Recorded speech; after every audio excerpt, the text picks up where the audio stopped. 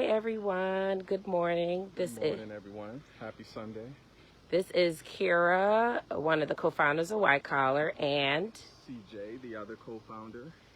And we're doing our second episode of Walk with Wite Collar, WWWC, that's what we're going to call it, series.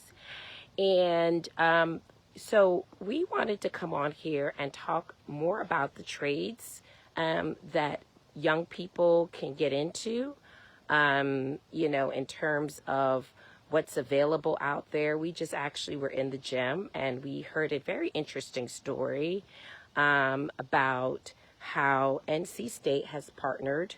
Let me turn up the volume just in case it's not all the way up. Okay, yeah, it's all the way up.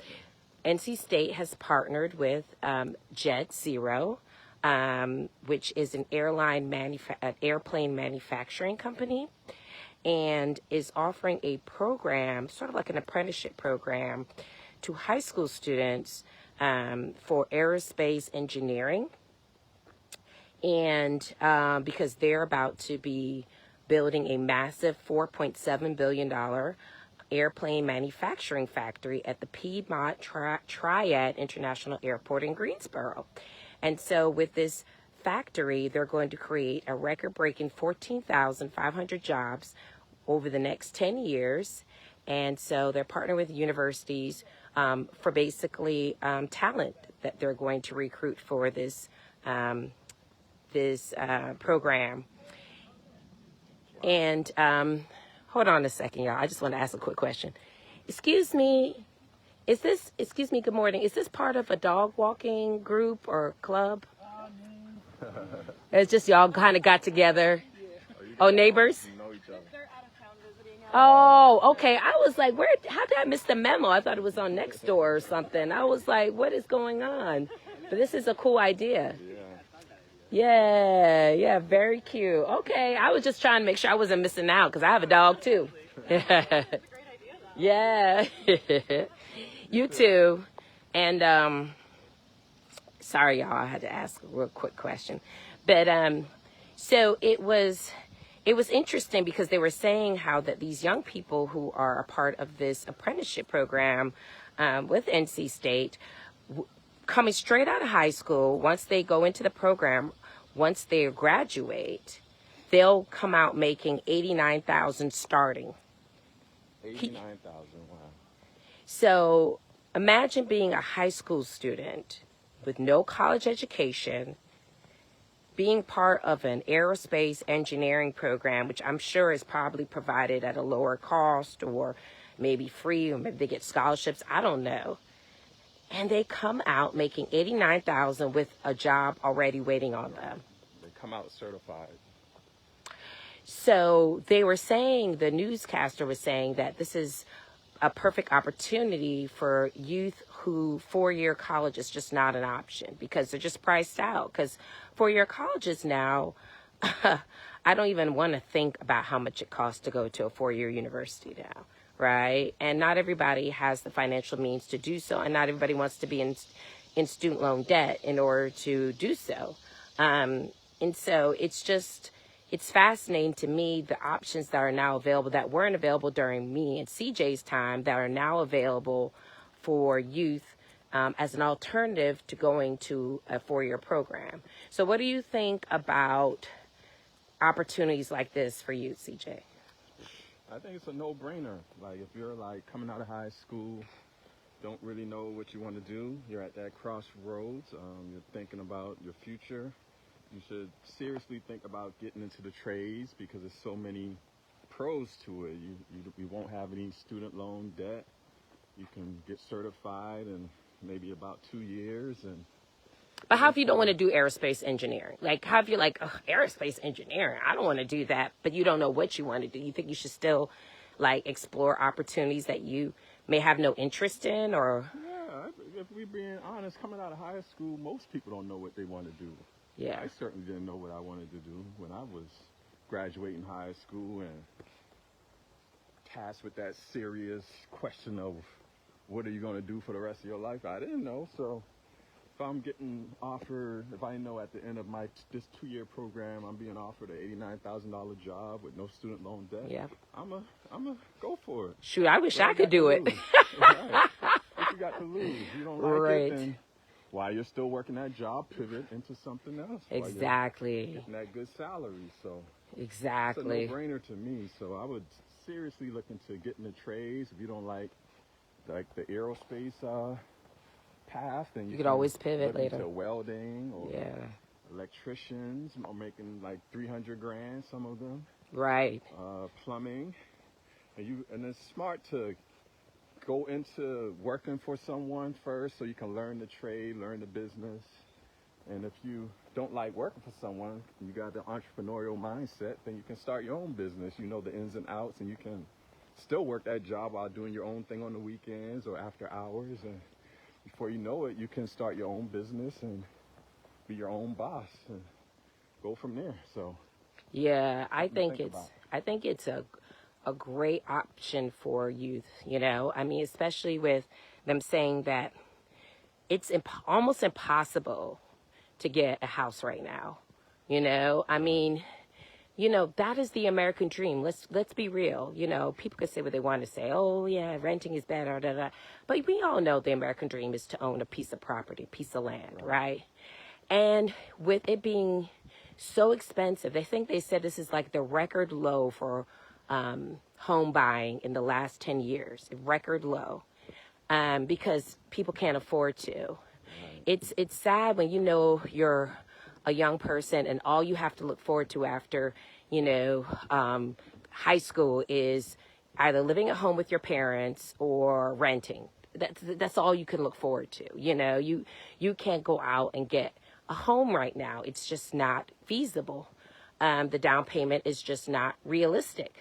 And, you know, but if you're making $89,000, which is more than some 40-year-olds which with is really like 10 years ago, that's really like $60,000 in today's monetary terms. 89,000 is not the same as 89,000. right, it isn't. But for an 18-year-old, it is. Oh, of course, yeah. An 18-year-old with no kids and I mean, they can't even think about making, you know, some 40-year-olds aspire to make that much, you know, and they're far more educated than a high school diploma.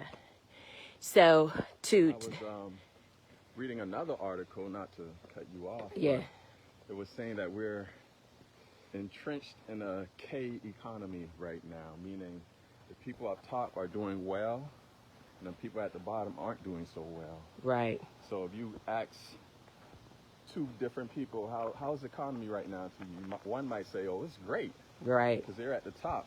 right, The markets are great for them.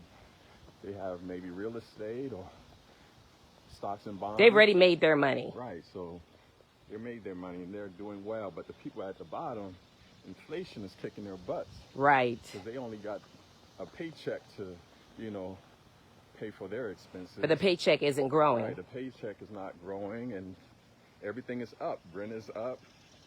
They're priced out of buying a home. Gas is up. Food is up. Everything is up, so they're struggling. So if you look at a K and you see how a K is shaped, the people up top are doing well. People at the bottom are just struggling, and there's no more middle class. The middle class has been squeezed out. So Right, and that's the world right, we're living in right now.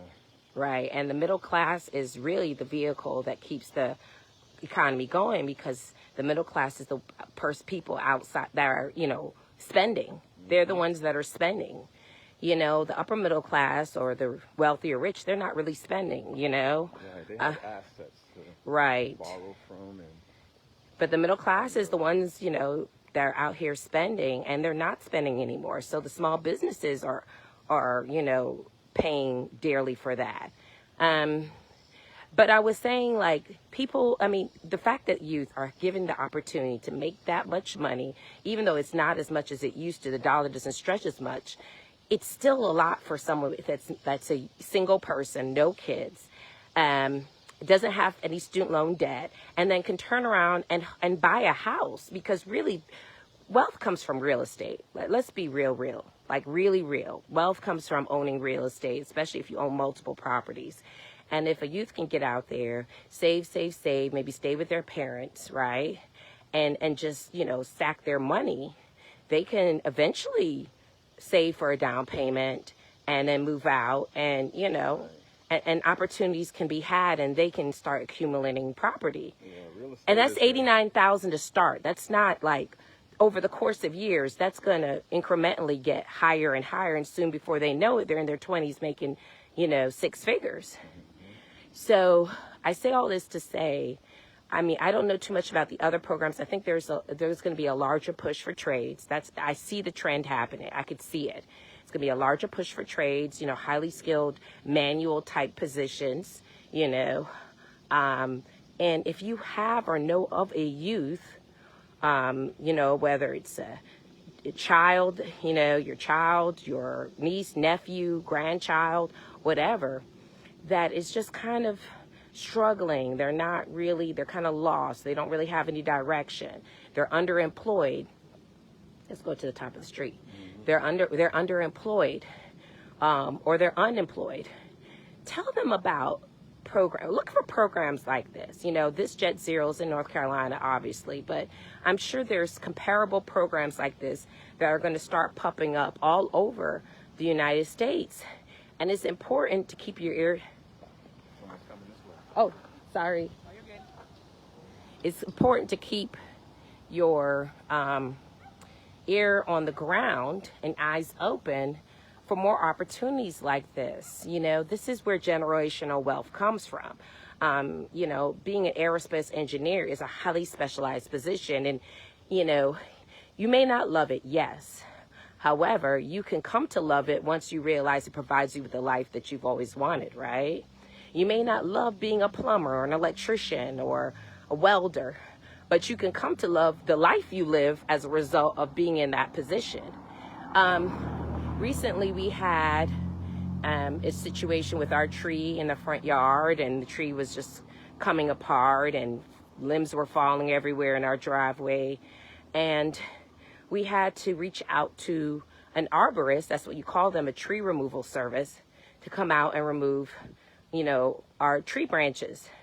And it was much more than I expected of a rigmarole getting someone to come out here, because business is booming for that. Trees are falling apart.